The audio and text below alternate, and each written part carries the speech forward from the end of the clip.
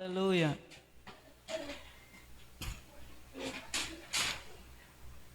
So beware standing in the gates of hell. Doon po sa ating binasa sa ibang translation, power of hell. But sa original manuscript from the King James Version, it is written gates of hell. Sometimes we people, minsan tayong mga tao, we cannot recognize the gates of hell. By ignorant, we are standing in the gates of hell. Dahil kulang tayo sa pagpananaliksik sa banal na kasulatan, hindi tayo masyadong naglaan ng time. Some of us and more of us in these last days spending time in scrolling social media but not scrolling every pages of the Bible. Totoo, hindi, di ba? Lahat po tayo ay ganon sa panahon na ito. And we cannot deny it. In Matthew 16, ulitin ko lang po sa pagbasa para makita yung gates of hell or power of hell. Ayan po sa Matthew 16 verse 17 to 19. The Bible declares in verse 18, and I say also unto thee, thou art Peter, and upon this rock I will build my church, and the gates of hell shall not prevail. The gates of hell cannot prevail. Sabihin po natin, the gates of hell cannot prevail. The gates of hell cannot prevail. This is the authority of the children of the Lord. But by ignorance, you don't know it, that you have power over the gates of hell. Pero ano ba yung gates of hell? Ano ang kahulugan? Ano ang ibig sabihin ng gates of hell? Is there really gates of hell? Yes, there is.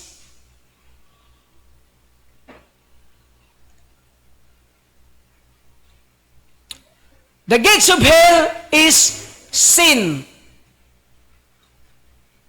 Kasalanan. Kasalanan ang pintuan ng impyerno.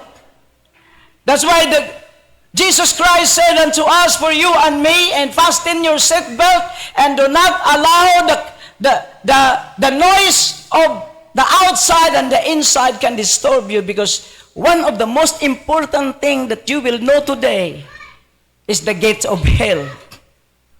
And the Lord Jesus Christ informed us that the gates of hell cannot prevail to those who love the Lord.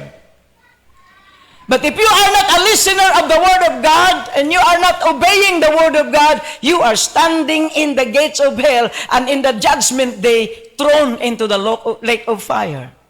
Those who will stand in the gates of hell are preparing themselves to the lake of fire. But if you are standing in the gates of the kingdom of heaven, on the judgment day, the judge will come and say, get inside to my kingdom and dine with me.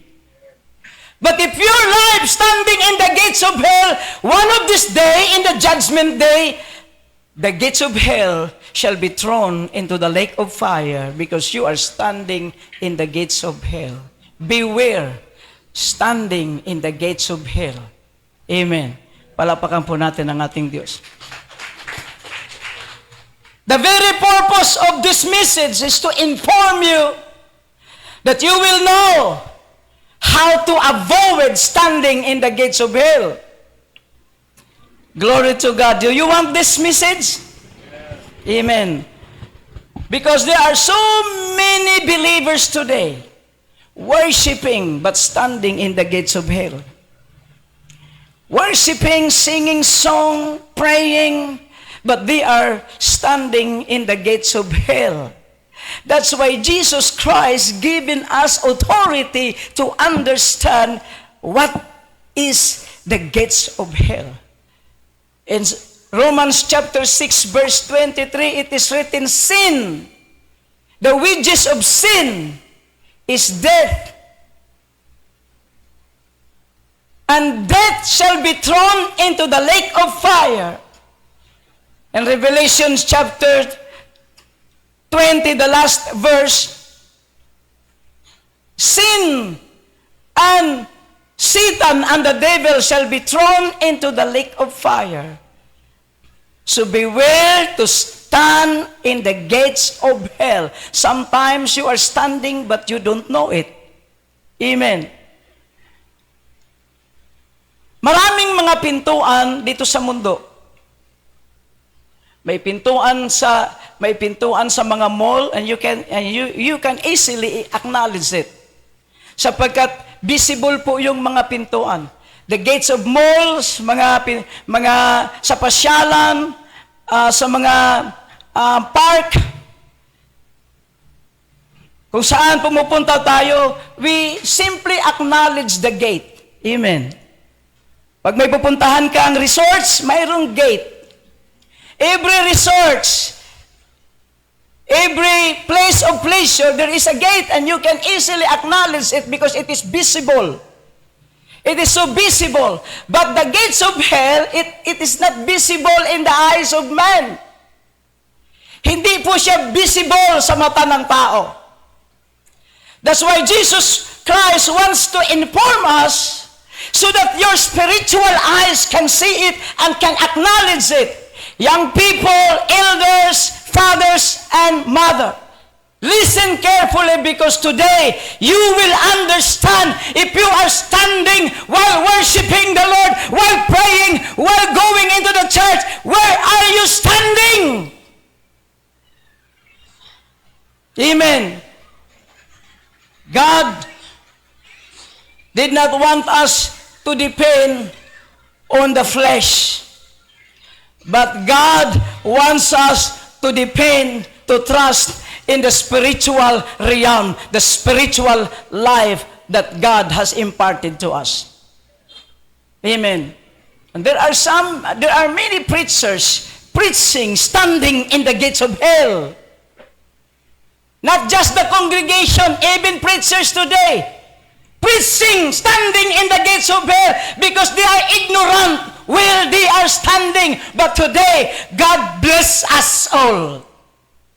Because today, God will give us knowledge how to beware standing in the gates of hell. Sa araw na ito, sa oras na ito, gusto ng Diyos na ikaw at ako ay maunawaan natin ito. And this, I believe there's no church and fellowship preach like this. Ang gusto ng mga churches ngayon, blessings, pagpapala, kalakasan, pag-ibig, ganun. Pero hindi sila nagbigay ng informasyon where you are standing now. Amen. Nakalipas ang isang linggo, ang mga tao ay nagdiriwang, they celebrated the Holy Week. But after the Holy Week, balik na naman, still sinners, no changes. Balik na naman sa sugalan, ukay-ukay. ukay-ukay. Tapos na ang Holy Week eh. Doon lang sila matino. Doon lang sila, walang inuman, walang talagang umiiwas sila. But after the Holy Week, return again sa ukay-ukay. Chismisan na naman, paninirang puri, walang nabago. Why? Because it is just a celebration. Celebration cannot change the life of man. Pagkatapos nun, wala, inuman na naman. Pagkatapos papako sa krus, inuman na naman. Laklakan na naman. Walang pagbabago because there is no changes in celebration. But the changes, glory to God, is coming to Jesus with the love of the Lord. Come to the Lord and you shall be changed. Amen. The real changes is in Christ, like you and me. Amen? Hallelujah. But it is not enough just to have relationship, but to have also knowledge about the hell.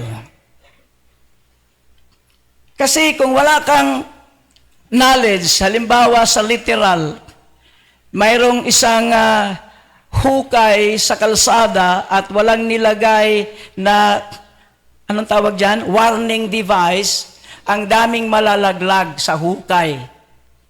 Kapag ang DPWH, there is a project na mayroong gagawin sa kalsada na yan, patungo sa Santa Cruz, there is a big, tawag dyan, yung hukay, gagawin nila, at wala silang warning device, away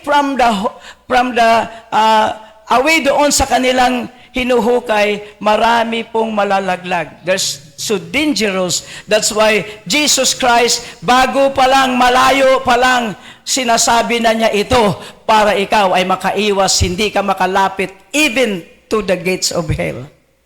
Palakpakan natin ang ating Diyos.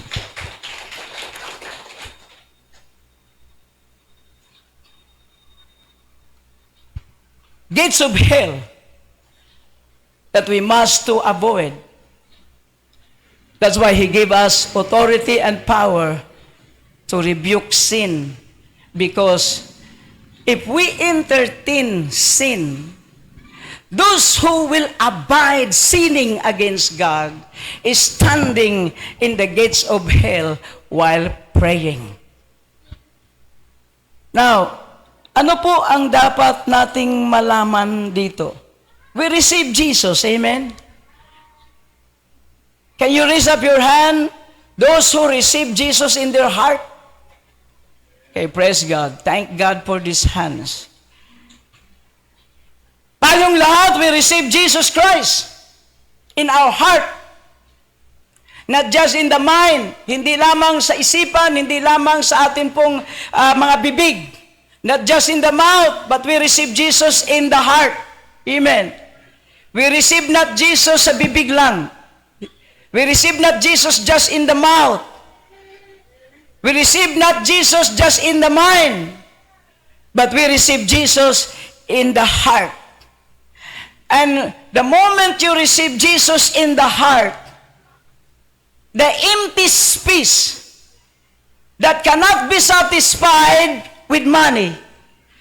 Because every heart of man, there is an empty space na hindi kayang pasukin ng mga karangyaan sa mundong ito. There is an empty space inside the heart and the soul of man that can never be satisfied with good things in this world. It is preserved by the Lord for Him alone.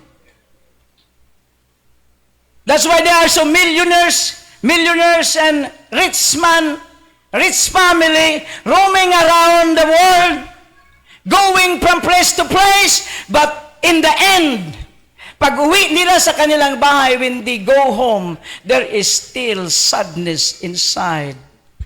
Spending money to nothing. Because the space belong to Jesus.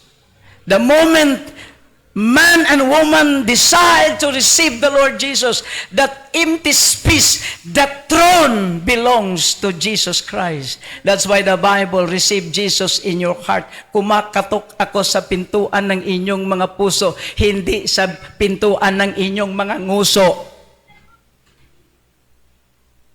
Jesus Christ said, I am knocking at the door of your heart. Amen.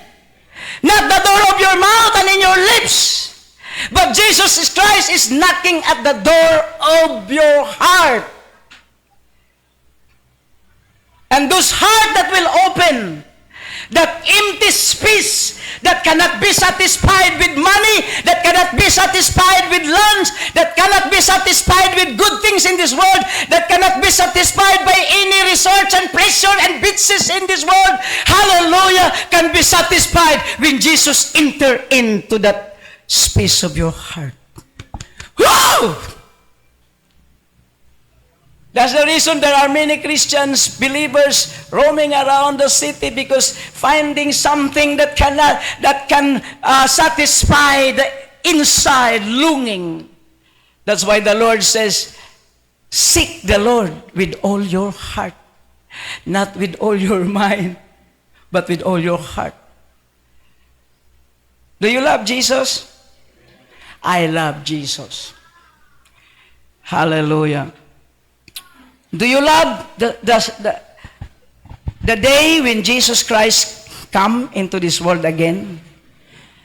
At mahal na mahal mo ba ang Panginoon na ikaw ay gustong sumama sa Kanya?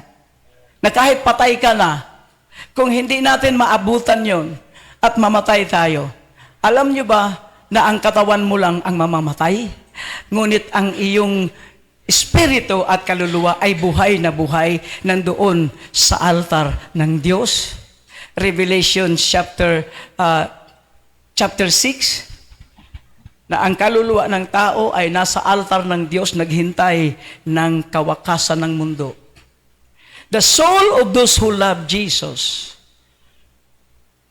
yung pakiramdam mo, yung soul, hindi yan mamamatay. Aalis lang yan sa katawan mo upang ang katawan ay mabulok sa sementeryo.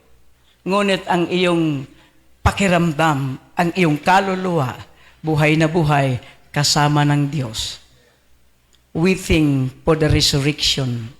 At yung kaluluwa na yun na naghihintay, kapag huling tunog ng trumpeta, yung kaluluwa na yun ay tatanggap ng bagong katawan. Glory to God, na hindi na mamamatay. A glorified body like Jesus Christ when He resurrected from the dead, He received that resurrected body. May buto at may balat. Nahipo nila. Ang sabi ni Jesus, huwag kayong matakot, hindi ako kaluluwa.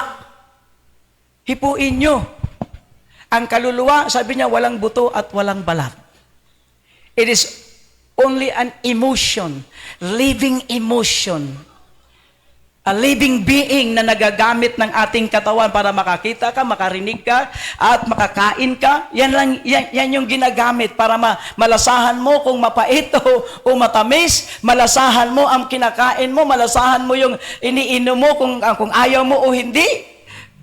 Kung gusto mo yung lasa niya o hindi. Yan ang ginagamit, yung soul. Pero ang katawan, walang pakiramdam yan. Kapag umalis ang soul, wala nang pakiramdam yan. Mabubulok yan sa sementeryo. Saan mapunta ang namatay? Yes, of course, yung katawan sa sementeryo. Ang kaluluwa, kapag hindi nakasunod sa Diyos, sa impyerno. The gates of hell. Because when they are still alive, they are standing in the gates of hell. Kaya sabi ni Jesus, ang tao ay hindi mapaparusahan dahil sa kanyang kasalanan, ngunit dahil siya ay hindi tumanggap sa anak ng Diyos. Hindi niya tinanggap ang solusyon. He did not receive the answer. He did not receive the solution that comes from God to save his soul from the lake of fire. Amen.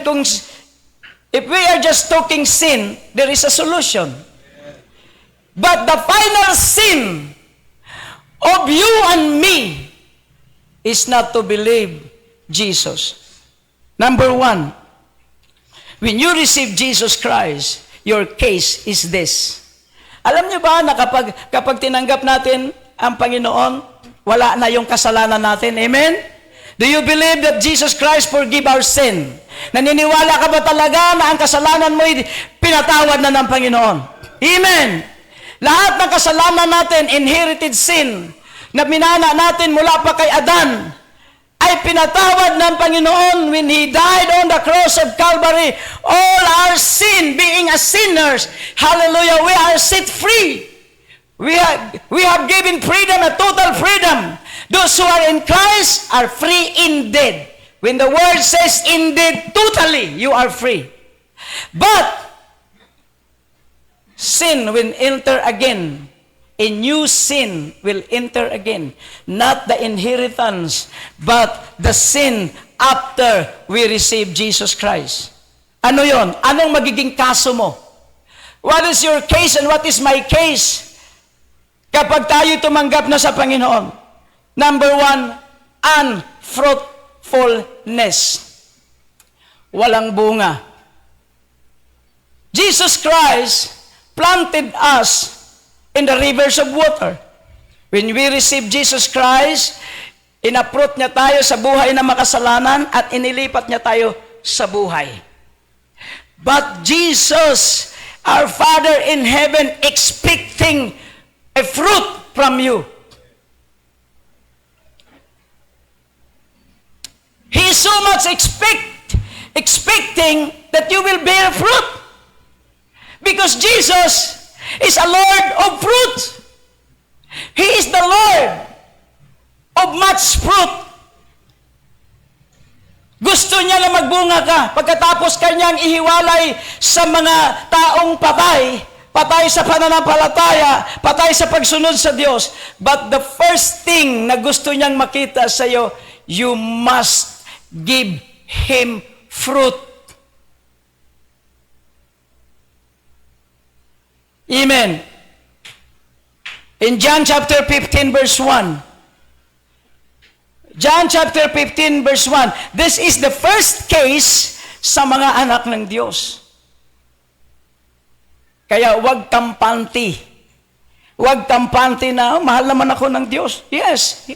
Kahit yung mga tao na nasa impyerno ngayon, mahal din sila ng Diyos. Hindi nagbabago ang pag-ibig ng Diyos. But the question is, why they are thrown into the fire? Because they are unfruitful. Remember the fig tree?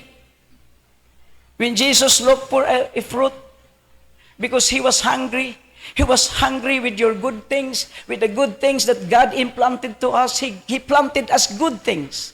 And He wants to see it. He wants the manifestation of that fruit. Nung makita niya, ang daming dahon. Ang dami ng membro ng Jesus the Brightness. Pero gusto siyang pipitas ng bunga. Wala naman, puro dahon. Amen. Do not allow that you are just a leaves, but be a fruit. Bear fruit. In John chapter 1, it is written, I am the vine, and my Father is the husband dresser. I am the true vine, and my Father is the husbandman. Every branch in me that beareth not fruit. Now look at this. This is the case.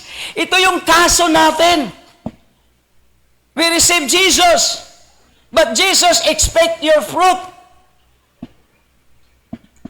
Ang sabi niya, every branch in me. Nasaan ka? Kay Kristo o sa mundo?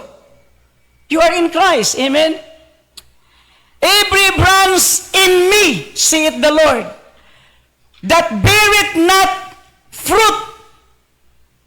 Every branch in me, that beareth not fruit, shall be cut off and thrown into the fire. It is so sad today to know that there are many believers standing in the gates of hell because without fruit. Without fruit. So beware na ikaw ay walang bunga. John chapter 15 verse 1 and 2. The Lord Jesus Christ warned us, every branch in me that beareth not fruit, He taketh away, and every branch that beareth fruit, He purgeth, and that it may bring much fruit. Ang sabi niya, iingatan ka pa ng Diyos. Your one fruit shall bear much fruit when you show your fruit to the Lord. At doon kanya iingatang mabuti. Palalaguin kanya ng mabuti. Pero kapag wala siyang makita na bunga sa iyo, hindi kanya palalaguin, kundi puputulin. Bakit ka magpapalago ng isang fruit-bearing tree na ilang taon na hindi naman nagbubunga. Di ba tayong mga tao, mayroon tayong ganong nature sa ipuso natin. Kapag hindi, nagtatanim ka ng kamatis tapos ilang buwan na hindi naman nagbunga. Puro dahon. Ano ang iyong sentensya? O, bunutin mo yan, palitan mo ng bago. Magtatanim ka ng talong, ang ganda ng plastada ng iyo pong lupa, inararo mo, pinipino mo pa, nilagyan mo ng pampataba, tapos nagtanim ka ng talong, ang iba nagbunga, ang iba nagdahon lang. Ano ang gagawin mo? Bubunutin mo. Sasabihin mo sa iyong kaalaman, tanggalin mo na yan, hindi man nagbunga. O kaya nagbunga man ang liliit. Tapos lumipas na isang buwan na, ganun pa rin. Tanggalin nyo na yan, palitan nyo ng bago. Even you have a judgment to every plant that never gave fruit. How much more your God? Amen. Ang sabi niya, tanggalin, ikakat. Kaya minsan, ano po ang indikasyon? How can you acknowledge to yourselves that you are far away from God? You can know it, you can notice when you pray, there is no answer from the Lord. You can notice that your prayer cannot be heard. Why? Because you are cut off.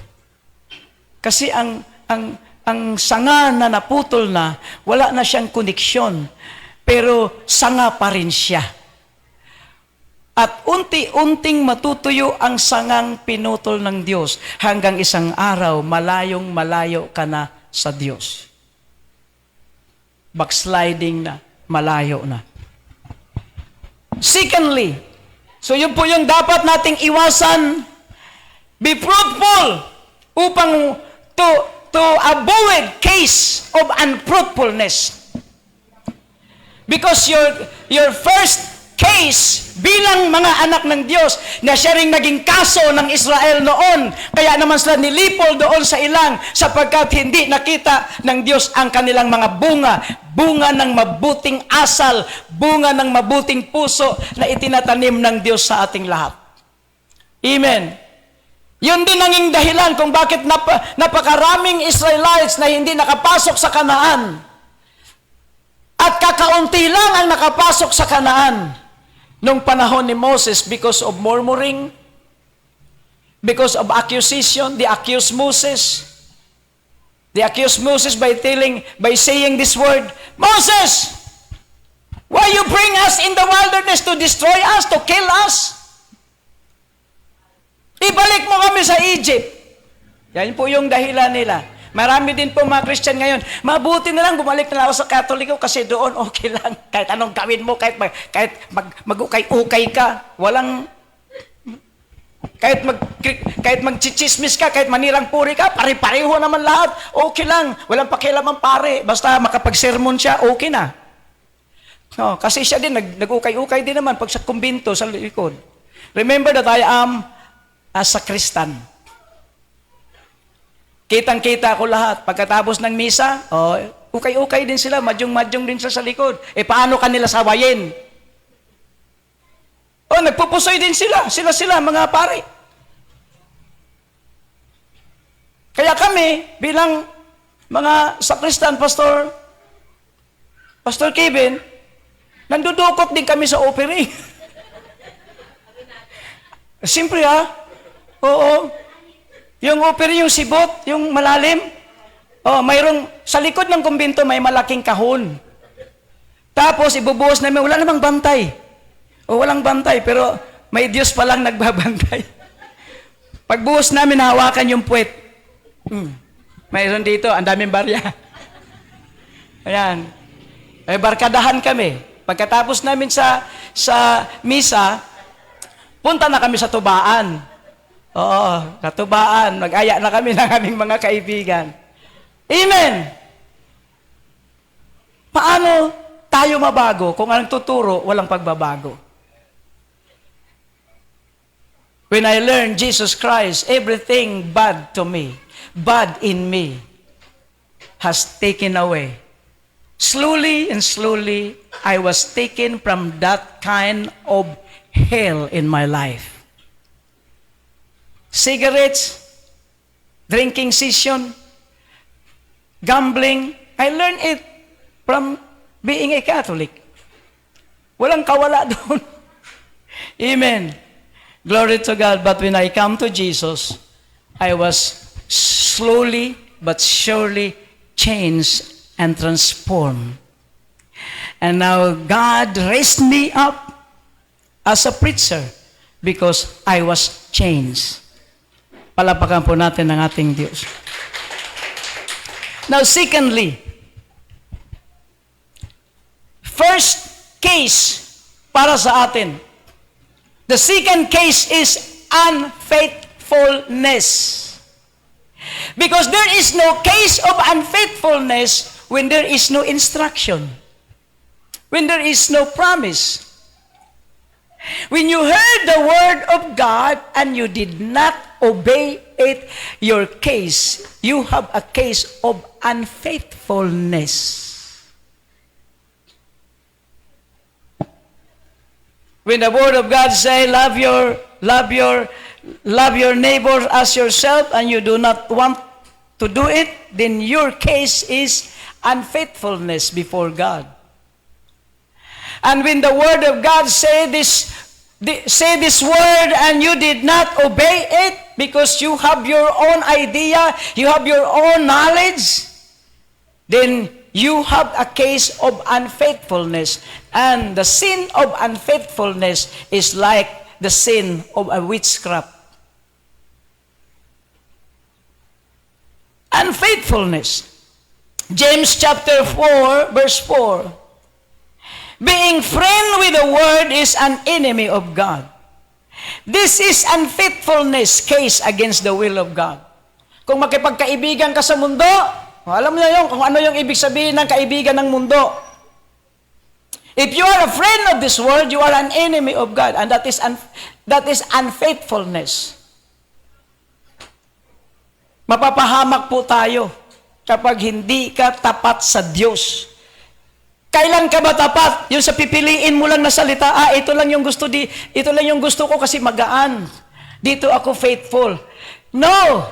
You cannot choose. You cannot make any choice to the Word of God. All the Word of God is good for you.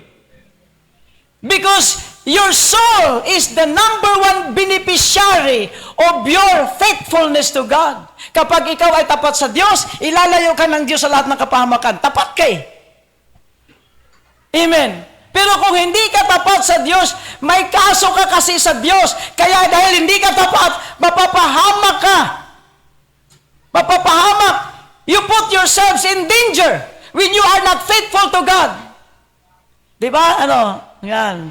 Meron na nakaranas dito ng mga unfaithfulness na pahamak. When you are unfaithful, you put yourselves in danger. Why? Because unfaithfulness, glory to God, allowing you to stand in the gates of hell and in the judgment day, thrown into the lake of fire. Do not allow it. Be faithful. Say this word, I want to be faithful to God. Amen. Palapakan po natin ang ating Diyos. Hosea chapter 4, verse 1 to 2. God rebuked the people for living unfaithful to Him. Sa Hosea chapter 4, verse 1 to 2, kapag binasa po natin yan, God rebuked His people, the Israelites, because God saw their unfaithfulness. Sumamba sila sa mga Diyos-Diyusan, tinanggap nila ang mga bagong idea mula sa ibang bansa, at nakikipagkaibigan sila sa mga foreigner. Hallelujah, glory to God. And then God rebuked them. At maraming napapahamak sa panahon ni Hosea because they did not listen to the rebuke of the Lord, to the correction of God. They allow danger in their life. But there are few that listen to the prophet. Those who listen to Hosea save their soul.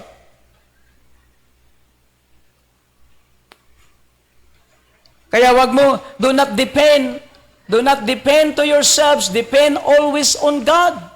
Amen? Wag kang umasa, nagsisimba naman ako, okay na siguro ako. Pero hindi mo nakita yung ginagawa mo. You are not looking to yourselves, you are not examining to yourselves. This is now the right time to examine yourselves if you are faithful or not. Amen. Glory to God.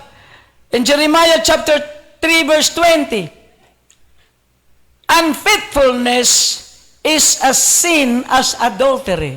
Wow, glory to God.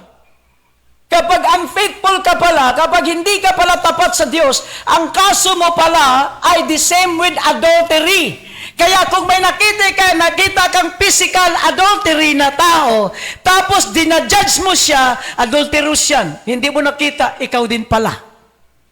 Because unfaithfulness is a sin as adultery. Mas mabuti pa siguro yung nakakita sa kanya, naku, nakagawa ko ng adultery. Lord, forgive me, umiiyak at naglingkod sa Diyos ng tapat. Pero ikaw na naghatol, hindi mo alam, ikaw din pala, because you have also unfaithfulness to God before God. Then you judge that man, then you are also unfaithful. Then the same with the physical adultery, your sin is spiritual adultery. That's why Jesus Christ advised us with a godly advice, do not judge. Amen? Wait for Him. Palapakan po natin ang ating Diyos. Just read your Bible, Jeremiah chapter 3 verse 20. Unfaithfulness is the same with the case of adultery. Therefore, avoid judgment. Why? Look to yourself first. Unfaithfulness is adultery. Number 3, paano mo malaman na ikaw ay nakatayo sa gate of hell? Number 3, covenant breaker. Covenant breaker. This is one of the sin of Israel. A long time ago, they received the covenant of God and then they break it. They don't want to obey. And we, in this generation, we received the new covenant in Christ. Amen? We also received the covenant because Christ is the covenant for you and me.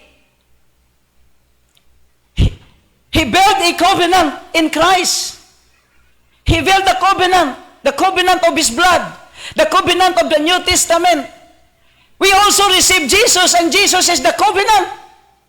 Do not try to break it, because the moment you break the covenant by not obeying the word of Jesus Christ, the word that is written in the Bible, and you choose just the few words to apply it to yourselves. No!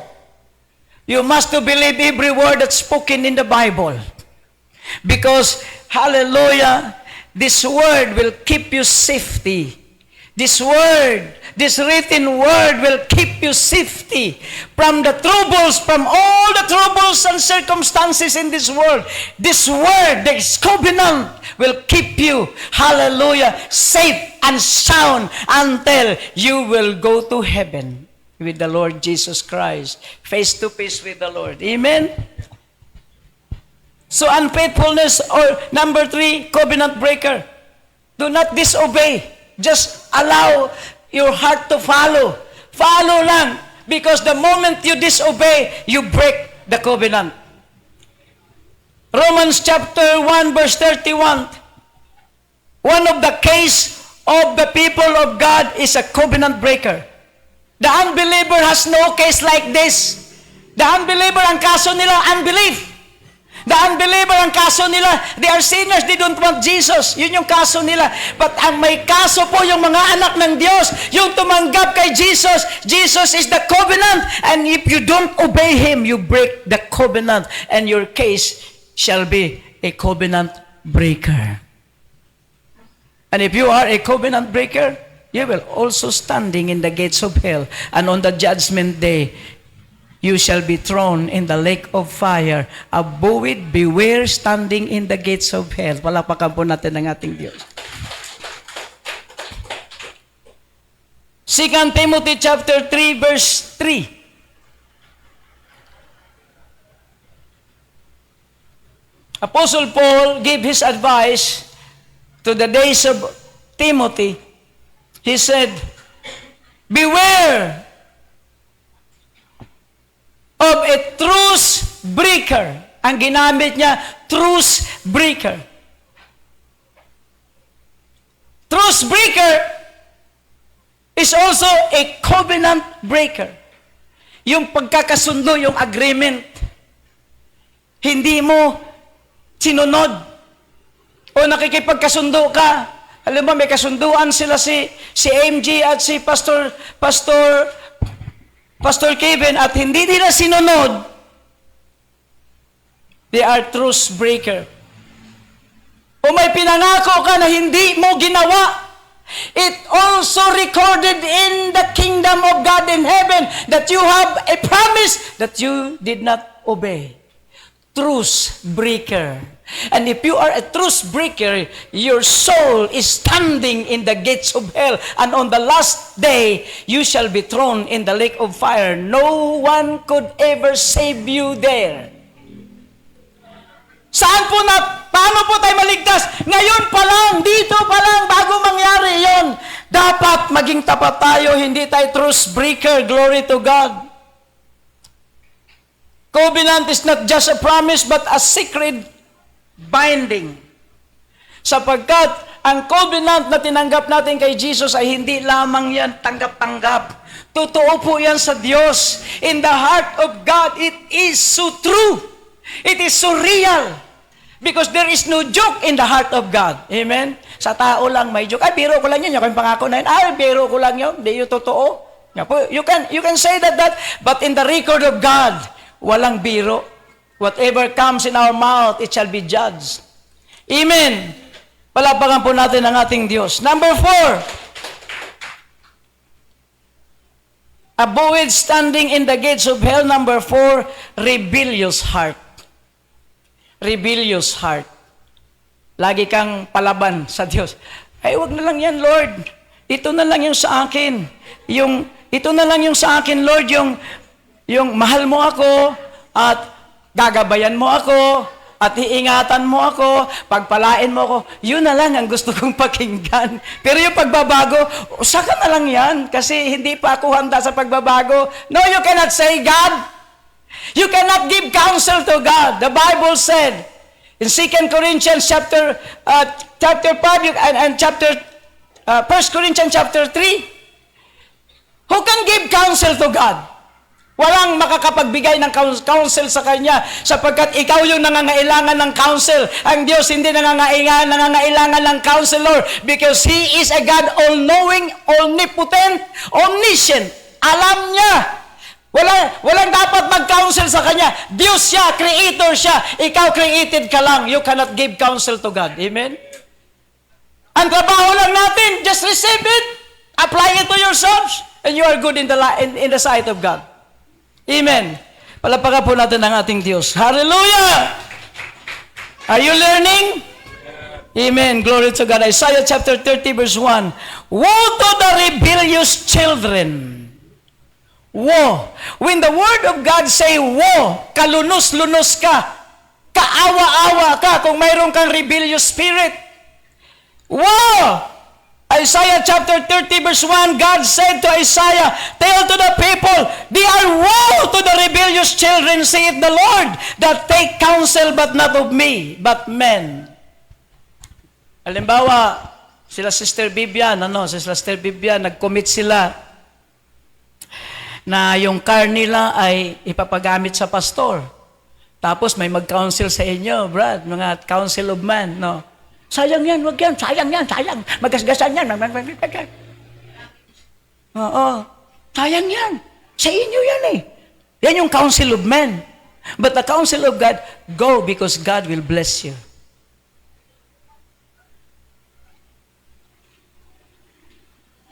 Do you receive the knowledge of God? Do not take the counsel of man sa mga barkada, sa mga friend. Kaya sabi sa Psalms chapter 1, blessed is the man who will not take counsel from men. But blessed is he who take counsel from God. Palapakan po natin ang ating Diyos. Amen. Marami pong ganyan, mga sulsol. No, halimbawa si Sister Helen, nag-promise siya, ay ngayon pala ang uwi ni Pastor Tito, mayroon sa puso niya, mag-donate ako ng 500. No? Kunyari lang, Sister Helen, nasa puso mo. Tapos marinig ng kapitbahay mo, bakit ka magbigay? Sayang yan. Pangbigas din yan. No. Kasi Pastor Tito po, uuwi mamayang gabi. At mamaya po, mayroon po tayong second offering para sa kanyang tulong doon sa babayaran niya sa airport. And I want you to open your heart in giving generosity. Yung sa mga estudyante, huwag kang malungkot, isang araw makakasali din kayo. Pero sa ngayon, do not force yourself. Amen? Pero sa may mga kakayahan, give what you can give. Do not be damot. No. Do not be damot. Just open your heart.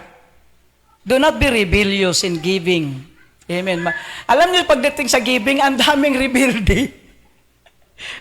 Pero pag sa kainan, walang rebelde. Bihira lang na may rebelde. Yung mga nagda-diet lang, yung may mga tama sa vlog, yun lang yung, ay, ayoko muna sa kainan ngayon. Pero yung mga malulusog, walang rebelde dyan. Brother Dennis, okay lang. Do not be rebellious when it comes to God. Hallelujah. Ulitin ko po, do not take counsel to any man. Do not receive a counsel from those who did not believe God. But take always counsel from the Word of God. Palapakan po natin ang ating Diyos. Because if you take counsel from God, you can be sure that it is right. Totoong-totoo yan. Walang mali dyan pagka naghingi ka ng counsel sa Diyos. Sa tao may mali. Amen. In Ezekiel chapter 2, verse 3, it is written, to a rebellious nation that hath rebelled against me. Curse to those rebellious nations, saith the Lord. O kaya pamilya, i-apply natin. Curse is this family that rebels against me, saith the Lord. O ilagay natin sa person, individual. Curse is that person that rebels against me, saith the Lord. In the book of Nehemiah chapter 9, verse 26, it is also written, the rebellious people shall be destroyed, saith the Lord. Yan po yung kaso ng mga anak ng Diyos. Hindi po yung kaso ng mga unbeliever. Ulitin ko po, ang mga unbeliever walang kaso ng ganito kasi hindi pa naman natin langgap si Jesus. Tayo'y pinatawad tayo sa ating mga kasalanan, but when we enter Jesus, see to it that you have no case against Him. Amen.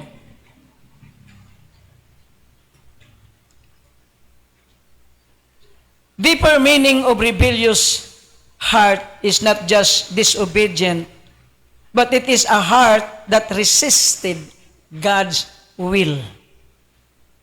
Yung puso na laging nagre-resist sa Kanya.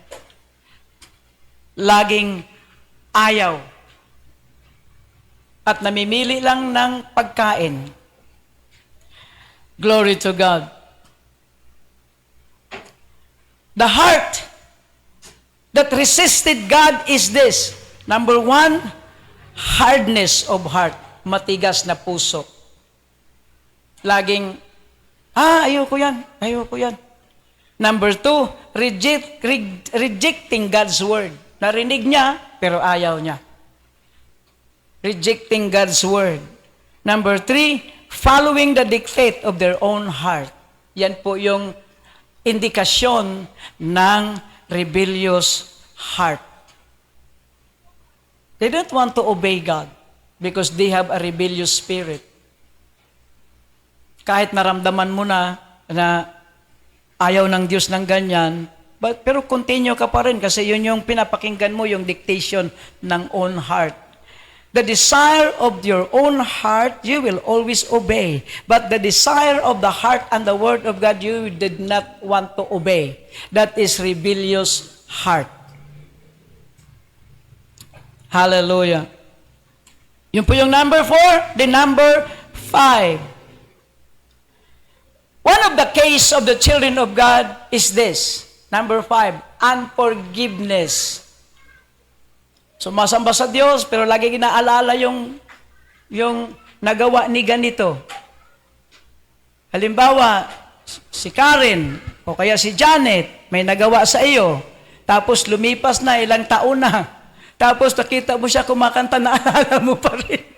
Kaya hindi ka na pupuspos. Puspos na siya. Ikaw naman, naalala mo. Hindi makapag-worship, hindi makapag-move. Yun yung mga unforgiveness. Jesus Christ said, forget it. Forget it. That is forgiveness. To forget. To forget things that hurts you. Patawarin mo na. Ang paglimot, di ba, nagturo ako minsan, what is forgiveness? When you always think the bad things, you did not forget the past. But God said, come to me. I will not remember your sin. Your sin is blotted out. And I always remember your good works. Amen. Halimbawa, si Pastor Kitts, nandito ngayon, nasa inyong harapan, at habang nakatingin kayo sa akin, di pala kayo nakikinig kasi ang tinitignan nyo, may masamang ginawa yan noon eh. Ang sama-sama niyan. Dinaya ako niyan eh. Oo. Hindi makapasok yung salita ng Diyos because you're thinking of something bad and evil, which is not the will of God to every one of us. Forget the past and accept the good things for your future because you and I did not live according to the past, but we are living now today for the future and for the present day. To the Lord, for the glory of God the Father. And everybody shout, Amen. Amen. Hallelujah!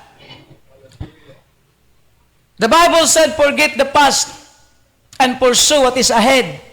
Yun po yung dapat. Tapos ikaw naman na pinatawad, huwag mo namang ulit-ulitin. Kasi pag inulit-ulit mo pa yun, nandoon ka pa rin sa kahapon. Amen? Ikaw naman na nagpapasaway, huwag ka nang magpasaway sapagkat kung magpapasaway ka pa rin ngayon, nasa kahapon ka pa nakatira. Pero kung nakita ang pagbabago mo, ibig sabihin, nabubuhay ka na para sa kinabukasan. Palapakan natin ang ating Diyos. The last number, judgmental mouth. The Lord says, whatever comes in your mouth, it shall be judged in the last days. Kung ano mang lumalabas sa bibig mo, hahatulan yan sa huling araw. Kaya beware na ikaw ay magsalita ng masama sa kapwa mo. Kahit masaktan ka, do not speak evil word, do not speak evil things. Come out of your mouth because the Lord will judge whatever comes in your mouth. That's the gospel today. Amen. Now, paano natin maiwasan ang lahat ng ito? All this warning for us to beware standing in the gates of hell. Ngayon, alam mo na. You can check your attitude now. You can examine now yourselves. If you are standing in the gates of hell, hallelujah, and if you will find yourself standing in the gates of hell, you have a lot of time to renew that kind of life. We have still the answer. Amen? Ano ang sagot sa unang kaso? Ang sabi niya, kung hindi ka magbubunga, puputulin ka. Ano ang dapat solusyon? Dapat magbunga ka. If you want to stand in the gates of the kingdom of God, and on the judgment day, the Lord will say, well done, my faithful and good steward, come and dine with me. Amen. Paano natin maiwasan ang gates of hell? Yung unang kaso, be fruitful. Be fruitful in the Word of God. Number 2, unfaithfulness. Paano natin maiwasan na ikaw ay nakatayo sa pintuan ng hell? How you beware standing in the gates of hell? Be faithful. Be faithful to God. Be faithful to the church. Be faithful to our brothers and sisters. Be faithful to the will of God. Number 3, covenant breaker.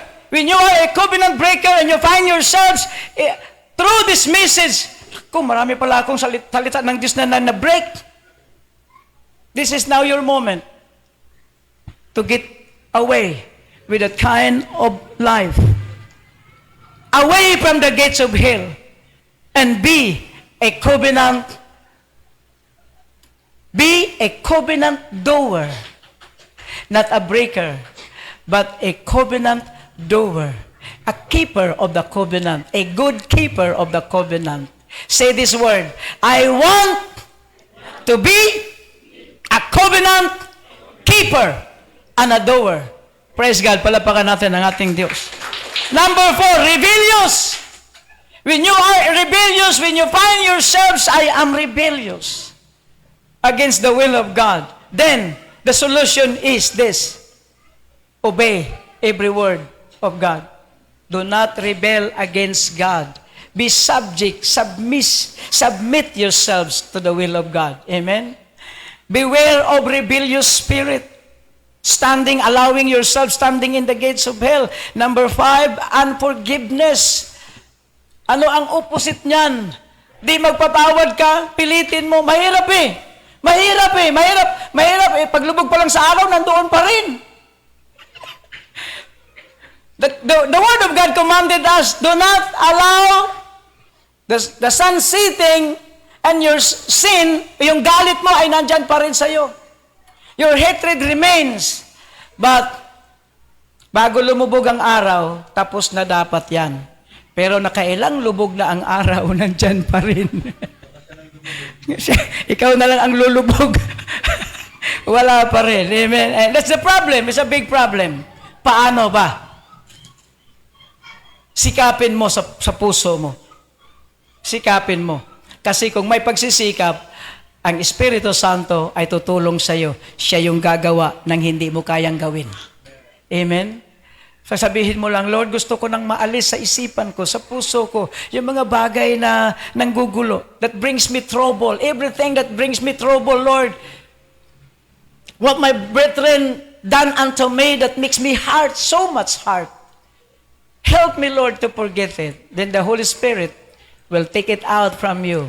Pero kung wala kang ganong panalangin, wala siyang gagawin. Because the Holy Spirit is waiting for the legality of your agreement with Him. Legal kasi siya. Hindi siya kawatan para kunin na lang yon sa iyo. Hindi po. Mayroon kang agreement sa Kanya. Glory to God. And then number 6, judgmental heart. Away from that kind of heart. Judgmental. Because we don't know na mayroon din tayong against sa Diyos. So beware of judgmental spirit. Let us all stand in the presence of the Lord.